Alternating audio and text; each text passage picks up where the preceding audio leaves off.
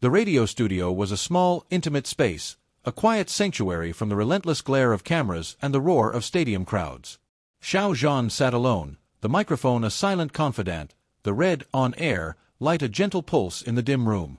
He was there to promote his new music, a solo venture that showcased his artistic growth, but the conversation, as it often did, veered towards the unsaid. The host, a soothing voice known for her perceptive questions, had a way of coaxing truths from even the most guarded celebrities. Zhan, she began, her voice a warm embrace through the headphones. Your music is beautiful, so raw and emotional. It feels like you're speaking directly from your heart. And yet, there's a particular kind of glow, a certain depth, that listeners have noted in your recent work. It feels inspired. Would you say there's a specific source for this profound change? The question hung in the air, light as a feather, yet heavy with unspoken meaning. Zhan shifted in his seat, a subtle tremor in his hands that only he could feel. He could deflect, offer a generic answer about artistic evolution. But something about the quiet intimacy of the radio studio, the gentle hum of the equipment, made him want to shed the carefully constructed facade. His heart, usually so guarded under the spotlight, felt restless, unwilling to stay hidden. He thought of the countless mind-blowing scenes he had lived through, the quiet presence in a dark apartment, the defiant walk on a red carpet, the whisper that had anchored him under blinding lights. His journey had been a tapestry woven with public scrutiny and private miracles. And at the heart of every miracle was one person. There is, he admitted, his voice a low, melodic confession, barely above a whisper, yet resonating with profound truth. There is a source. It's not something I can draw on like inspiration from a painting or a poem. It's the sun that broke through my darkest clouds. The host remained silent, allowing the poetic words to settle, understanding that this was not a soundbite, but a moment of profound vulnerability. Zhan closed his eyes for a brief second, allowing a specific, mind-blowing scene to play out behind his eyelids. He was in a bustling airport years ago, feeling overwhelmed by the crowds, the flashing cameras, the sheer exhaustion of endless travel. He felt himself shrinking, becoming invisible in the chaos. Then, a hand found his, warm and firm, squeezing gently. He opened his eyes to see Xiao, his face calm amidst the frenzy, simply walking beside him, acting as a human shield against the onslaught. Xiao hadn't said a word, but his presence, his quiet strength, had been a universe of comfort. It was a silent promise, a physical anchor in a sea of chaos. There was a time, Zhan's voice continued, a slight tremor now evident, when I felt lost, completely adrift.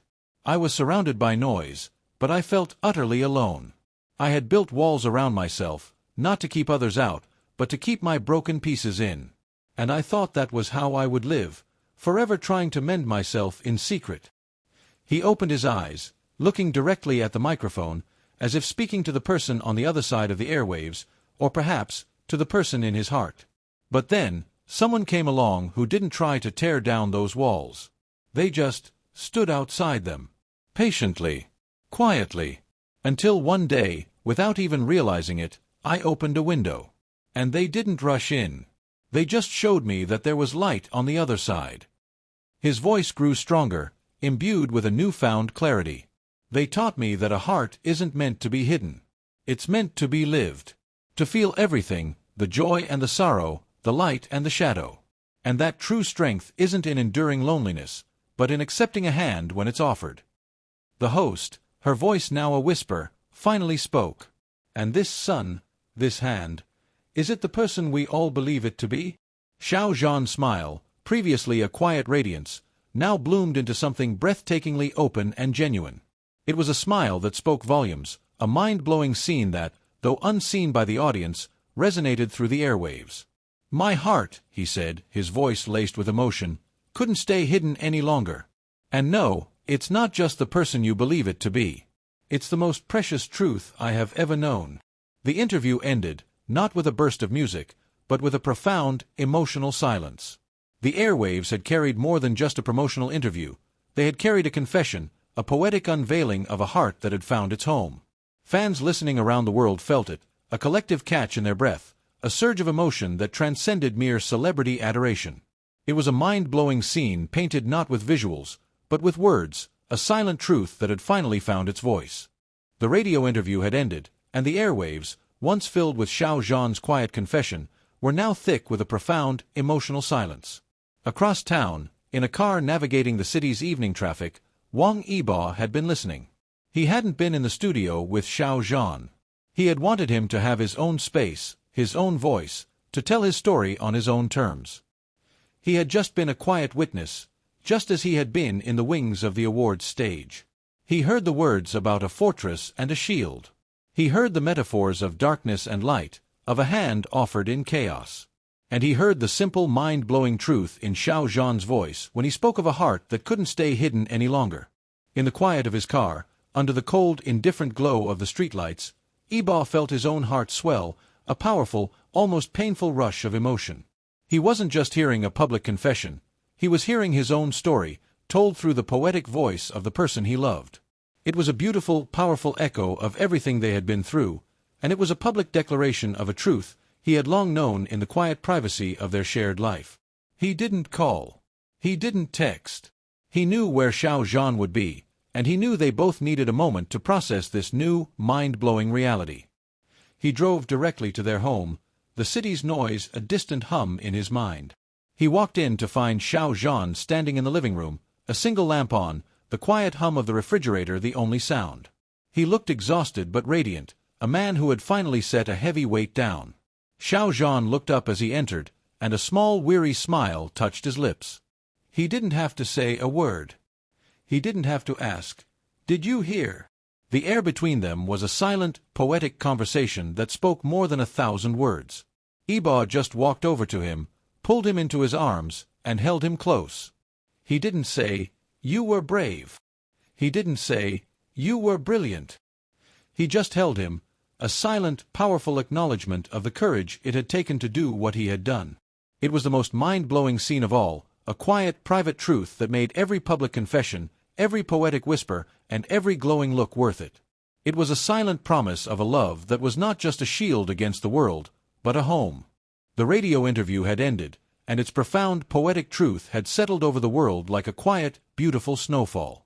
But what happened next was not quiet at all. The very next morning, the industry, the media, and the public all awoke to a new reality.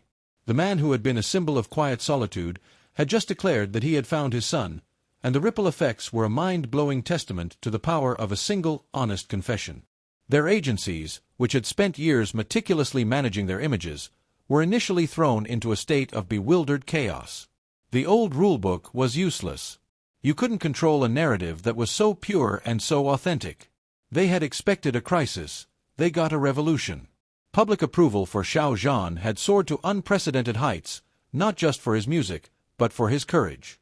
And for Wang Yibo, a man already revered for his quiet integrity, the love and respect he received for simply being the son in Xiao Zhan's life was a new kind of fame, a mind-blowing level of public adoration that was not for his talent, but for his heart. The most profound change was in their professional lives. The old, carefully crafted separation was gone. Brands that had previously been afraid to work with them, and productions that had hesitated to cast them together, were now lining up with new, creative offers. They were no longer just a trend. They were a living, breathing brand. They received a joint offer from a renowned director to star in a film, not as separate characters, but as a duo. It was an allegorical story about two artists who find a shield in each other, a poetic reflection of their own lives. It was a project that would have been unimaginable just a year ago, a professional masterpiece born from a personal, quiet truth. For the first time, they were not just navigating their careers. They were building a shared legacy. They were no longer a story to be told by others. They were the authors, the protagonists, and the very heart of the narrative. Their love was not a weakness. It was a superpower. It had given them not just professional freedom, but the courage to finally, truly, be themselves in the spotlight and in the quiet of their own home. The two have found unprecedented professional success as a creative duo, now offered a legendary director's project.